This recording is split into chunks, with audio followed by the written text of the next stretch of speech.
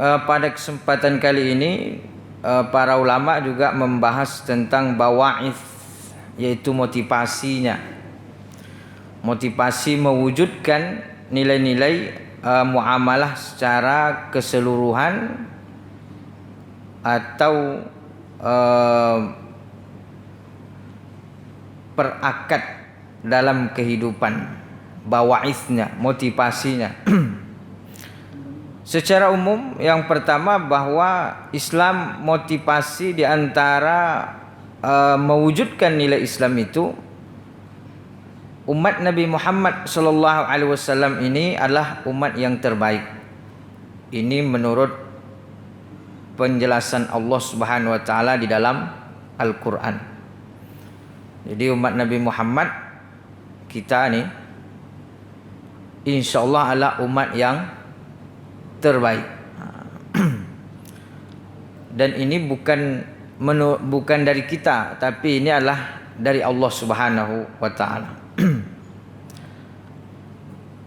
Dan ini umat terbaik ini pernah disematkan kepada Bani Israel. Dalam Al-Quran, faddalnakum 'alal alamin. Nah, itu untuk Bani Israel dulu, sebelum datangnya umat Nabi Muhammad sallallahu alaihi wasallam. Kalau Nabi Muhammad sallallahu alaihi wasallam adalah diutus sebagai nabi yang terbaik, nabi yang paling mulia, bahkan beliau adalah manusia yang paling mulia.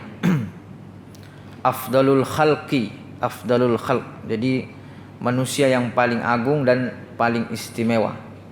Maka beliau juga menjadi nabi yang paling mulia, nabi yang paling istimewa. Maka beliau sering dibilang imamul anbiya, imamnya para nabi.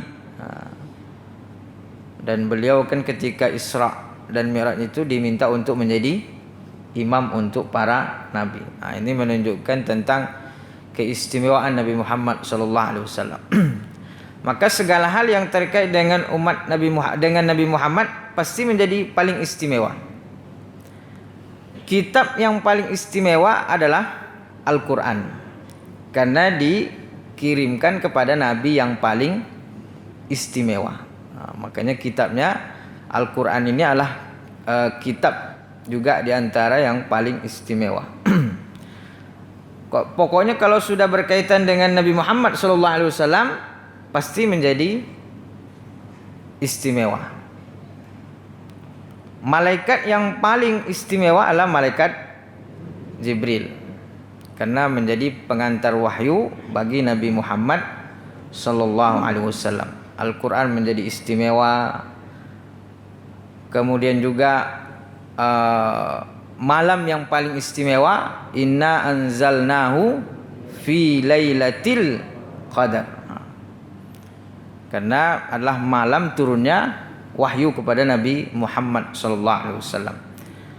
Maka demikian juga umat Nabi Muhammad sallallahu alaihi wasallam adalah umat yang paling istimewa, sebagaimana Allah Subhanahu wa taala katakan kuntum khaira ummah. Kalian itu adalah sebaik-baik umat, ukhrijat linnasi ta'muruna bil ma'ruf wa tanhauna 'anil munkar. Kalian itu adalah manusia yang terbaik, dikeluarkan bagi manusia.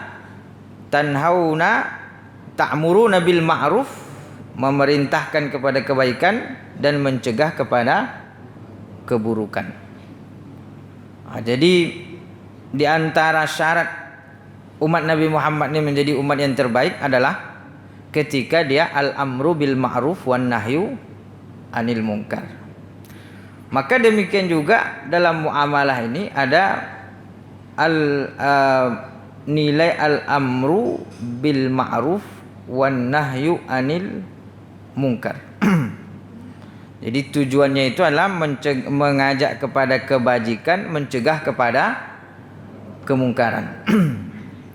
Dan itu bisa kita lihat di dalam beberapa persoalan yang istilahnya kita diperintahkan untuk hijrah, seperti hijrah dari perkara yang mengandung riba kepada yang tidak mengandung riba.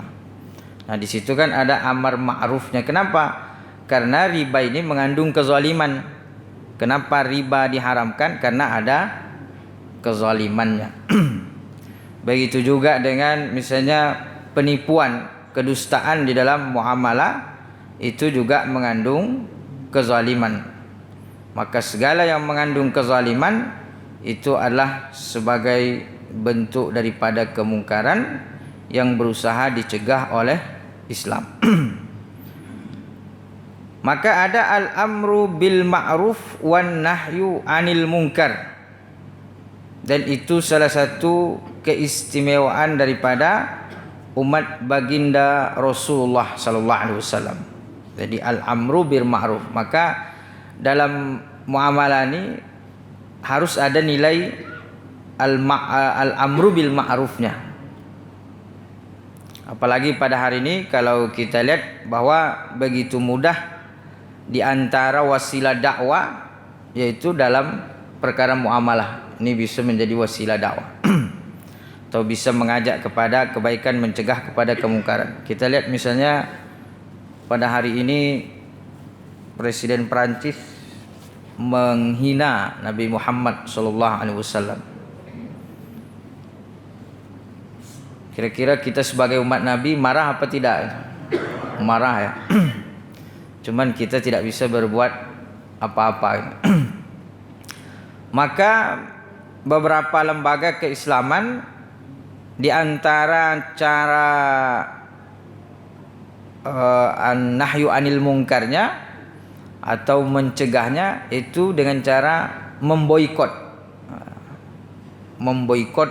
produk-produk Perancis. Ini Bapak Ibu sudah memboikot belum? Atau enggak tahu yang mana produk Perancis nih? Itu kadang-kadang kita tidak tahu dari segi produk ini mana yang punya siapa yang kita pakai. Nah, memang hukum asalnya bermuamalah dengan non muslim itu boleh. Artinya hukum asal kita bermuamalah dengan non muslim ini boleh. Tapi kalau ada hal-hal yang menyangkut dengan nilai yang mengorbankan Islam, maka di situ menjadi terlarang. Jual beli dengan non muslim ini boleh. Tapi para ulama menjelaskan menjual Al-Quran kepada non muslim itu sebaiknya tidak. Walaupun nanti secara hukum ini masih diperinci. Kenapa tidak boleh? Karena bisa menyebabkan orang kafir ini meremehkan atau menginjak-injak misalnya Al-Quran. Nah, maka ada batasannya. Walaupun pada hukum asalnya itu adalah boleh. Nabi SAW bermuamalah dengan orang Yahudi juga. Bahkan disebutkan Nabi meninggal, wafat, dan baju besinya itu tergadaikan dengan orang Yahudi. Nah, ini menunjukkan artinya boleh. Tapi kalau ada hal-hal yang menyangkut dengan prinsip Islam, maka di situ harus ada nilai al-amru bil ma'rufnya wan nahyu anil munkarnya tadi. Maka kalau kita lihat fatwa para ulama, fatwa beberapa lembaga pada hari ini memboikot misalnya produk-produk Perancis ini karena melakukan penghinaan terhadap baginda Rasulullah sallallahu alaihi wasallam. Nah, itu bagian daripada amar wasilah ya. Jadi muamalah itu bisa dijadikan sebagai wasilah amar ma'ruf nahi munkar. Nah, ini dan banyak hal-hal yang kita lihat. Seperti misalnya lembaga keuangan syariah juga dalam perkara terkait dengan hutang piutang, maka lembaga keuangan syariah berusaha untuk mewujudkan nilai hutang piutang itu adalah sesuai dengan apa yang dikehendaki oleh Allah Subhanahu wa taala di dalam Al-Qur'an. Misalnya, wa in kana dzu usratin fanadhiratun ila maisarah wa an tasaddaqu khairul lakum in kuntum ta'lamun. Misalnya di dalam Al-Quran kalau orang berhutang dan tidak sudah jatuh tempo dan tidak mampu membayar, maka tidak boleh ditambahkan. Nah, kalau dia tidak mampu. Dalam nilai amar ma'rufnya, nilai dakwahnya, yaitu fatwa lembaga keuangan syariah itu memang tidak membolehkan tambahan terhadap hutang yang jatuh tempo dan tidak mampu membayar. Itu tidak boleh. Sesuai dengan fatwa MUI misalnya, kalau ada orang berhutang ke lembaga keuangan syariah dan jatuh tempo dan dia belum mampu membayar, maka itu tidak boleh dikenakan tambahan az-ziyadah. Nah, ini menunjukkan bahwa ada nilai dakwahnya, nilai amar ma'rufnya di situ. Walaupun nanti kalau dia misalnya mampu membayar padahal dia menunda padahal dia mampu, maka di situ boleh dikenakan, disebutkan dalam fatwa MUI adalah sebagai untuk mendisiplinkan. Jadi kalau dia mampu, jadi ada klasifikasi. Ini berbeda dengan misalnya yang konvensional. Kalau konvensional kan tidak ada klasifikasi. Mampu atau tidak mampu, pokoknya dikenakan tambahan atau denda. Kalau di dalam syariah ini yang boleh dikenakan denda adalah yang mampu. Karena kalau mampu berarti dia ada unsur kesengajaan. Orang kalau sudah mampu membayar dan tidak membayar, maka di situ ada nilai kezalimannya. Kata Nabi sallallahu alaihi wasallam, matalul ghani zulmun. Orang yang mengulur-ngulur membayar hutang padahal mampu, maka dia zalim. Maka boleh dihukum. Hukumnya diantaranya adalah dikenakan denda tadi, dan denda itu pun tidak masuk sebagai pendapatan tetapi disalurkan kepada lembaga sosial. Nah, kemudian yang kedua di antara motivasinya adalah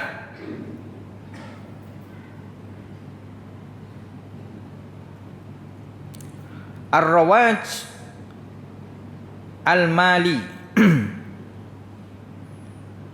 Jadi pemerataan, ada istilahnya nih. Jadi Islam ini mengharapkan di antara tujuannya itu adalah setiap pribadi itu punya kemampuan ekonomi yang baik.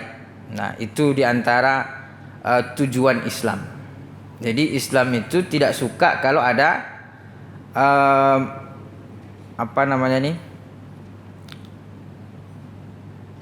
ketimpangan.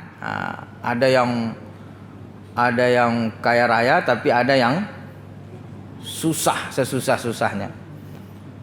Nah, itu bertentangan dengan nilai-nilai Islam. Maka kalau Islam ini berharap semuanya orang punya kemampuan atau kebaikan di dalam ekonomi. Maka oleh karena itu Allah Subhanahu wa taala mengatakan dalam pembagian terkait dengan fai ini bisa disebut sebagai harta rampasan perang. Jadi bukan merampas ya, artinya bukan perang ini merampas, tapi artinya karena zaman dahulu itu belum diatur secara internasional terkait dengan keamanan dunia, belum ada PBB. Jadi tatanan kehidupan dunia ketika itu artinya antara satu bangsa dengan bangsa yang lain itu sering terjadi peperangan. Jadi bukan Islam itu suka berperang, tetapi memang suasana kehidupan di saat itu menuntut seperti itu. Sebagai bukti Romawi menguasai beberapa negara, misalnya Persia juga begitu. Nah, bahkan kita juga dijajah oleh Belanda, Jepang. Nah, jadi memang suasananya seperti itu. Maka Islam pun dituntut untuk melakukan perang juga. Karena kalau diperangi kan harus melawan. Tidak boleh diperangi lalu kemudian kita menyerah. Ini artinya kita bisa mati konyol kan gitu. Nah, maka oleh karena itu lebih baik berjihad. Maka kita diperintahkan, Allah Subhanahu wa taala mengatakan waqatilul ladzina yuqatilunakum, perangilah mereka yang memerangimu. Nah, jadi kalau diperangi maka kita juga harus melawan. Maka ketika Nabi sallallahu alaihi wasallam diserang atau diperangi, maka Nabi melawan. Ketika datang orang kafir Quraisy menyerang Nabi sallallahu alaihi wasallam di Madinah, maka terjadilah perang. Misalnya perang Badar, perang Uhud. Nah, perang Badar, perang Uhud ini kan terjadi di Madinah. Nah, berarti Nabi sallallahu alaihi wasallam diserang, bertahan. Nah, ketika ada peperangan, lalu kemudian ada harta yang ditinggalkan, maka itu jadilah sebagai harta rampasan perang. Jadi bukan dirampas, tapi hasil daripada peperangan yang terjadi. Allah Subhanahu wa taala mengatakan bahwa harta rampasan perang ini dibagikan diantaranya kepada para yatim, fukara, masakin. Nah, untuk apa tujuannya? Hatta la yakuna dulatan bainal agniya, agar jangan sampai harta itu hanya berputar pada orang-orang kaya. Maka oleh karena itu dalam Islam disyariatkan seperti misalnya zakat 2,5%. Ini agar terbagi. Jadi ada nilai perhatiannya terhadap kaum duafa, memberikan.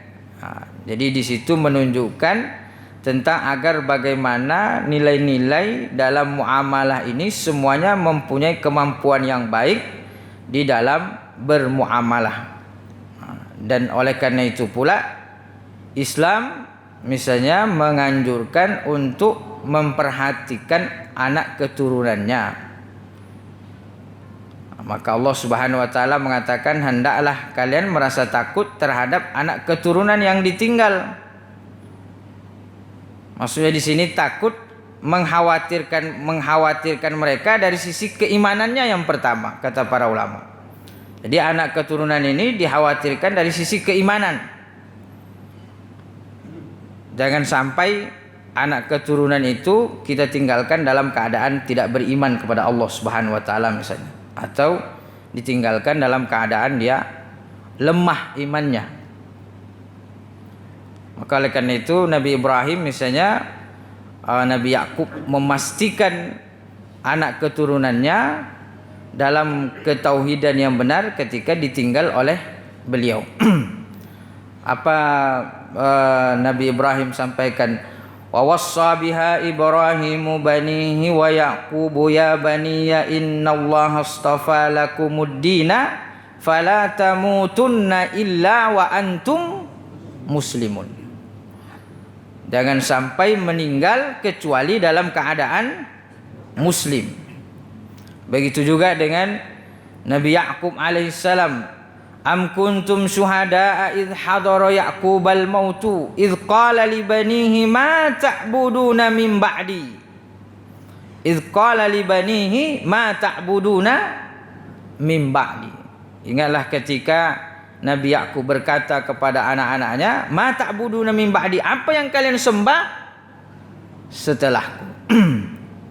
Qalu na'budu ilahaka, mereka berkata na'budu ilahaka, kami menyembah Tuhanmu, wa ilaha abaika Ibrahim wa Ismail wa Ishaq ilahan wahidan wa nahnu lahu muslimun, dan kami akan menjadi muslim. Jadi yang kami sembah itu adalah bapakmu, ayah bapakmu, ilaha abaika Ibrahim, Nabi Ibrahim dan Nabi Ismail dan Nabi Ishaq, dan mereka ini adalah menyembah Allah Subhanahu wa taala yang esa.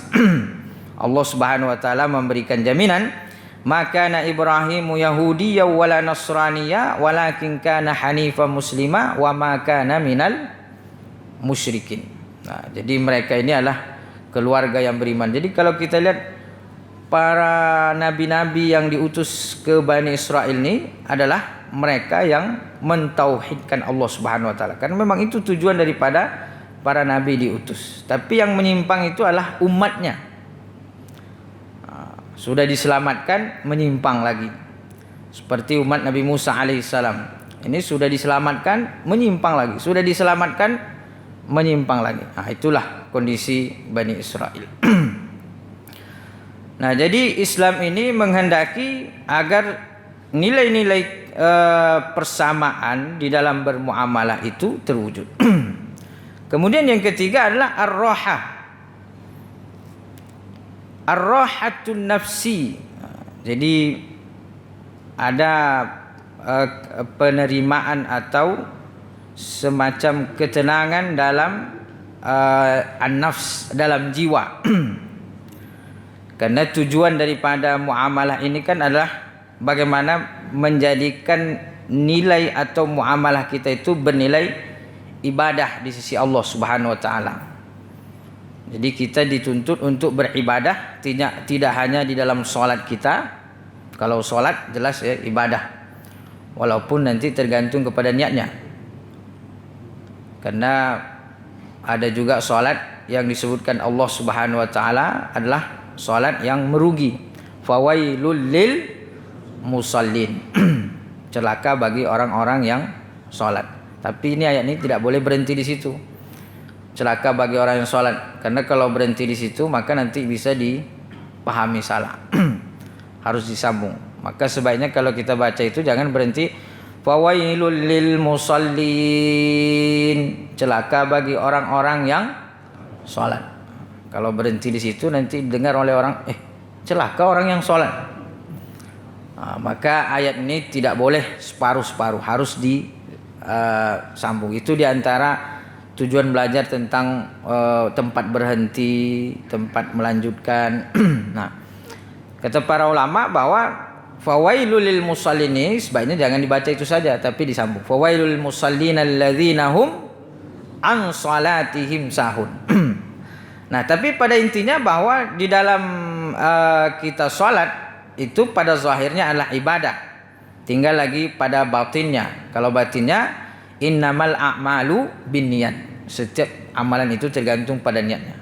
Maka kalau niatnya baik lillahi ta'ala maka insyaallah dia sudah bernilai ibadah, puasa, zakat.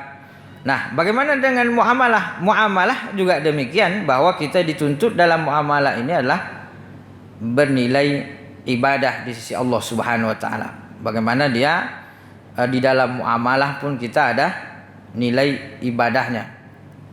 Nah, agar muamalah kita ini bernilai ibadah di sisi Allah Subhanahu wa taala, yang pertama bahwa dia harus sesuai dengan tuntunan syarak. Nah, artinya sesuai dengan tuntunan yang dituntunkan oleh Allah dan Rasulnya. Nah, itu sebagai syarat agar dia bernilai ibadah. Maka oleh karena itu disinilah pentingnya dakwah kepada muamalah Islam, agar bagaimana semua muamalah kita ini sesuai dengan muamalah dalam Islam. Nah, dan ternyata muamalah dalam Islam ini adalah dimudahkan oleh Allah Subhanahu wa taala, karena pada hukum dasarnya semuanya adalah boleh kecuali sesuatu yang dilarang oleh Allah Subhanahu wa taala.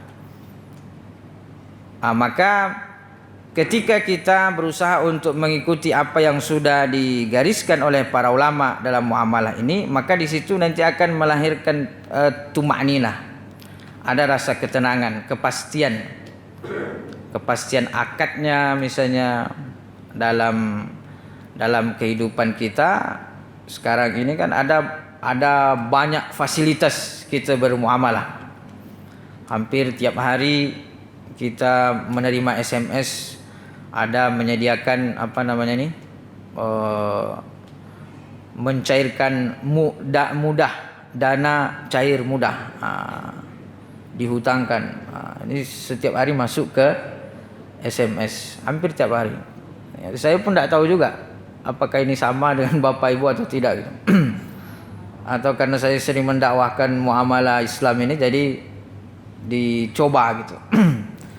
Hampir tiap hari. Dan saya nggak tahu ini nomornya dari mana bisa dapat gitu. Jadi nomor HP kita ini didapatnya dari mana sampai bisa memberitahukan tiap hari.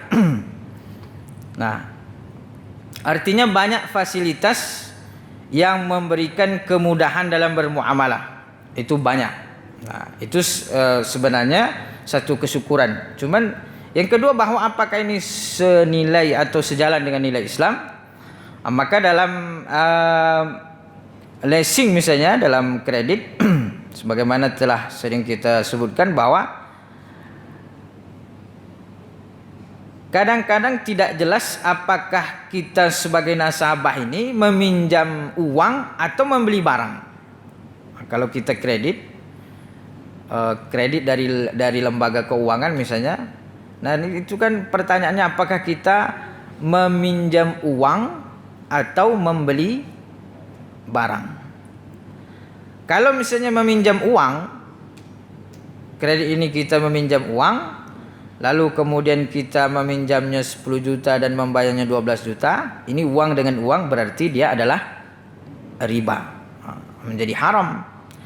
Tapi kalau misalnya barang yang kita beli 10 juta, dibelikan 10 juta, lalu kemudian kita membelinya dari lembaga keuangan itu 12 juta, maka ini adalah halalan thayyibah, insyaallah. Nah, maka dengan datangnya dengan perhatian ulama terhadap muamalah ini, memastikan bahwa bagaimana dalam kehidupan kita saat sekarang ini yang begitu banyak berbagai macam variasi lembaga yang menyediakan pembiayaan fasilitas seperti itu, maka Islam datang untuk memastikan bahwa di situ harus ada jual belinya. Jadi lembaga itu membeli dulu, lalu kemudian menjual ke kita. Nah, itu kepastiannya. Jadi secara akad ada kepastian akadnya. Maka kita pun tidak ragu lagi. Ketika kita menggunakan itu, berarti itu sudah pasti bahwa adalah akad jual beli, dan keuntungan yang didapat baik sebagai lembaga yang mengelola itu adalah mendapatkan harta yang halal. Kita pun sebagai nasabah pembeli sudah melakukan muamalah yang sesuai dengan Islam. Nah, atau setidaknya menghindarkan kita daripada keraguan-raguan. Nah, kalau tadi kita ragu, ini kita sebagai pembeli atau sebagai peminjam uang. Nah, kan ada keraguan tuh. Dan itu memang tidak bisa dipastikan ya. Karena bahasanya adalah kita sebagai orang yang berhutang, nah, itu bahasanya.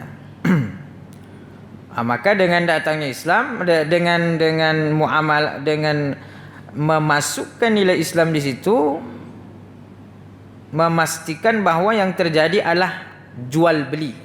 Nah, jadi kalau kita sudah pasti bahwa yang terjadi itu adalah jual beli, berarti itu melahirkan ketenangan dalam hidup kita, bahwa kita insyaallah bermuamalah sesuai dengan Islam, dan kemudian juga adalah kepastian dari sisi hukumnya. Kalau yang masih ragu-ragu kan jatuhnya syubhat. Nah, dan Nabi SAW mengatakan, da' ma yuribuka ila ma la yuribuk, tinggalkan sesuatu yang meragukanmu kepada yang tidak meragukan. Nah, jadi memberikan roha lah, memberikan ketenangan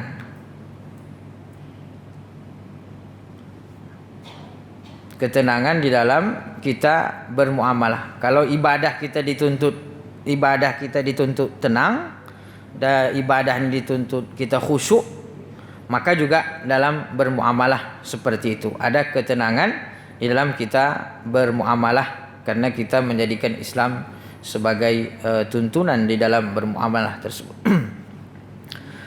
Kemudian juga bawaisnya adalah sebagai syiar. Jadi muamalah Islam ini adalah sebagai juga syiar dalam kehidupan kita, bahwa memang Islam itu adalah Islam yang adalah sebagai tuntunan hidup yang lengkap, yang sempurna. Makanya Allah Subhanahu wa taala mengatakan, ya ayyuhalladzina amanu udkhulu fis-silmi kaffah. Jadi lengkap. Maka Nabi Muhammad sallallahu alaihi wasallam di antara keistimewaannya adalah mendatangkan risalah yang lengkap, wa ma arsalnaka illa rahmatan lil alamin. Maka di antara jasa besar Nabi sallallahu alaihi wasallam adalah seluruh aspek kehidupan kita bisa bernilai ibadah di sisi Allah Subhanahu wa taala. Dan kita berada di bulan Rabiul Awal. Maka wajar ketika umat Islam bergembira dengan kelahiran Nabi sallallahu alaihi wasallam. Karena begitu banyak jasa Nabi sallallahu alaihi wasallam, kalau kita ingin mengingatnya, bagaimana perjuangan Nabi sallallahu alaihi wasallam dalam menegakkan atau dakwah di dalam Islam. Maka ketika umat Islam bergembira, itu harus qul bi fadlillahi wa bi rahmatihi wa bidzalika falyafrahu. Katakanlah dengan karunia dan rahmat dari Allah Subhanahu wa taala kita itu bergembira. Maka memang kita harus bergembira. Nah, di antara kegembiraannya ya dengan memperingati Maulid beliau misalnya. Kenapa memperingati Maulid? Ya karena bergembira. Dan kenapa harus bulan Rabiul Awal? Karena itu momennya. Momennya gitu. Coba kalau memperingati 17 Agustus di bulan Desember. Salah apa betul? Ya tidak salah, cuman kurang tepat kan gitu. Jadi Maulid Nabi di bulan Rabiul Awal bukan berarti cinta Nabi hanya di bulan Rabiul Awal, tetapi karena momennya. Jadi momen ini memberikan efek dalam hidup kita. Momen. Bapak ketika misalnya ulang tahun, ibu mengucapkan, itu ada momennya gitu. Ada terasa gitu. Bapak masih di ini ya, masih ulang tahun lagi. Ya, kalau ulang tahun sekarang muhasabah lah gitu kan. Artinya semakin berkurang lagi umurnya gitu. Nah, begitu juga dengan ibu. Kalau pas lagi ulang tahun misalnya, bapak mengucapkan selamat ulang tahun atau mendoakan anaknya datang membawakan kue misalnya, mendoakan. Ini kan momennya. Jadi memberikan efek pengaruh. Jadi momen ini sangat luar biasa. Nah, begitulah ketika kita bermaulid atau bergembira dengan Nabi sallallahu alaihi wasallam. Karena memang risalah yang didatangkan Nabi sallallahu alaihi wasallam dalam hidup kita ini adalah sebagai tuntunan yang sempurna, dan itu perjuangan Rasulullah luar biasa di dalam mengembannya. Sampai beliau rela dilempari batu ketika pergi ke Taif menyampaikan dakwah tersebut. Beliau malah dilempari batu misalnya, mengalir darah dari mata kaki beliau. Ketika ditawarkan datang malaikat kepadanya dan mengatakan, aturidu an utabbiqa alaihimul akhsyabain, maukah engkau ya Rasulullah aku rapatkan 2 gunung yang ada di kota Mekah itu agar seluruh penduduk negeri Taif seketika itu juga habis. Ketika Nabi diusir dari Taif, dilempari batu.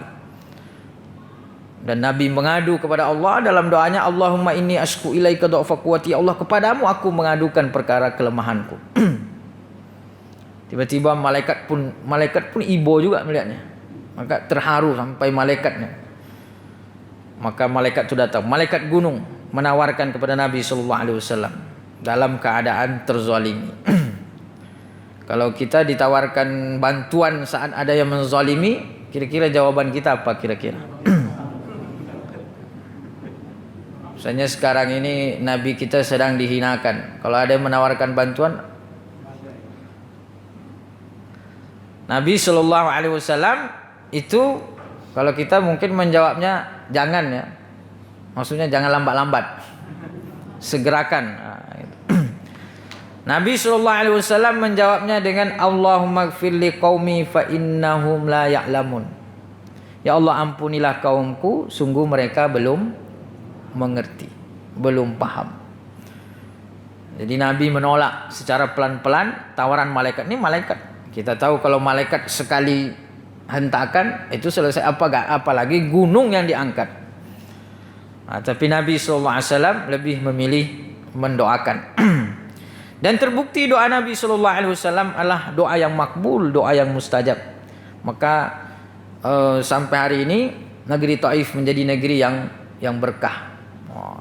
di tempat yang tinggi, di sana penduduknya menjadi penduduk yang beriman kepada Allah Subhanahu wa taala. Karena Nabi sallallahu alaihi wasallam mengatakan, "Wa inni arjullaha ayyukhrija min aslabihim qaumun ya'budunallah." Aku berharap agar suatu hari nanti lahir dari rahim-rahim mereka, kata Nabi sallallahu alaihi wasallam, manusia-manusia yang bersyahadat kepadamu, asyhadu an la ilaha illallah wa anna muhammadar rasulullah. Itu rahmat yang dibawa oleh Nabi sallallahu alaihi wasallam. Jadi rahmatnya bersifat umum, termasuk di antaranya adalah di dalam kita bermuamalah. Maka tuntunan Nabi sallallahu alaihi wasallam itu sempurna. Maka kalau kita lihat dengan perkembangan ekonomi atau muamalah yang begitu cepat ya, yang begitu maju, di dalamnya ada tuntunan Nabi sallallahu alaihi wasallam. Artinya kita bisa mengikuti, dan hebatnya Islam ini selalu sesuai dengan tuntunan zaman. Jadi lengkap. Memang tidak semua perkara ada di dalam Al-Qur'an. Tidak semua perkara ada di dalam Al-Qur'an, dan tidak semua perkara ada di dalam hadis Nabi sallallahu alaihi wasallam. Tidak semuanya. Tetapi makna daripada Al-Quran, al-yawma akmaltu lakum dinakum wa atmamtu alaikum ni'mati wa raditu lakumul islam madina. Hari ini telah aku sempurnakan agamamu. Jadi maknanya di situ adalah kaidah-kaidah umumnya. Memang tidak rinci, misalnya hari ini ada leasing, tidak ada dalam Al-Quran dan juga dalam hadis Nabi SAW bahwa leasing itu haram misalnya. Tidak ada kan? Tidak ada ya ayyuhalladzina amanu innamal leasing halal atau haram. Kan tidak ada disebut, tak dirinci. Tidak ada memang pada zaman itu kan gitu. Tapi kemudian apakah Islam tidak punya tuntunan di situ? Dikaji para ulama, ternyata diatur secara baik. Nah, itu tadi. Leasing ini memberikan pembiayaan. Nah, kalau dia meminjamkan dan membungakan, minjamkan kepada kita uang dan berbunga, maka dia menjadi haram. Tapi kalau dia membelikan kita berupa barang dan kita beli kepadanya dengan lebih mahal, berarti keuntungan yang didapat adalah halal. Nah, jadi lengkap. Artinya, maka tidak semua perkara yang tidak ada pada zaman Nabi sallallahu alaihi wasallam kemudian otomatis menjadi bid'ah gitu. Karena bid'ah itu maknanya artinya tidak punya dalil sama sekali berkaitan dengan agama dan tidak punya dalil sama sekali. Itu yang menurut Imam Syafi'i adalah bid'ah. Imam Syafi'i bid'ah menjadi dua, yaitu bid'ah hasanah dan bid'ah dolalah. Itu Imam Syafi'i. Jadi selagi masih ada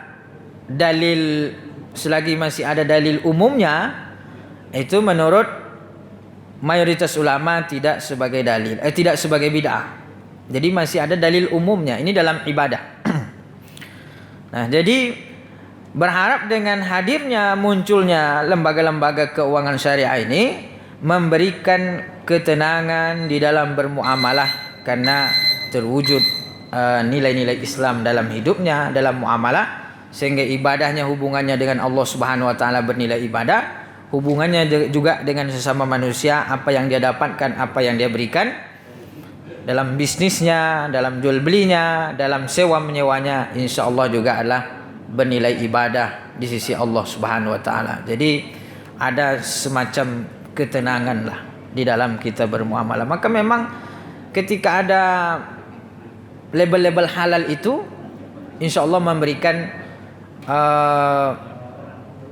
semacam rasa kepuasan, gitu, ketenangan.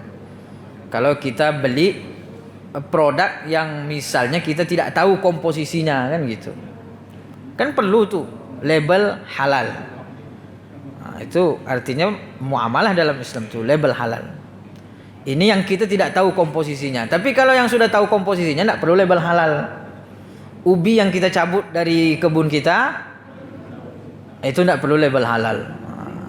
Jangan pula ubi harus dikasih label. Pisang yang kita tebang di kebun kita, itu tidak perlu ada label halalnya. itu sudah otomatis. Ketika dia tidak ada larangan maka dia menjadi halal. Nah, di sini yang kita perlukan itu adalah ketika kita tidak tahu komposisinya, ketika ada tanda label halal di situ memberikan tumakninah, ketenangan. Nah, ini diantara kata para ulama motivasi untuk mewujudkan nilai muamalah baik secara individu dalam diri kita maupun secara kelembagaan. Maka itulah sebabnya luar biasa perjuangan ulama kita dalam mewujudkan lembaga-lembaga keuangan yang berafiliasi atau ada nilai-nilai syariah di dalamnya.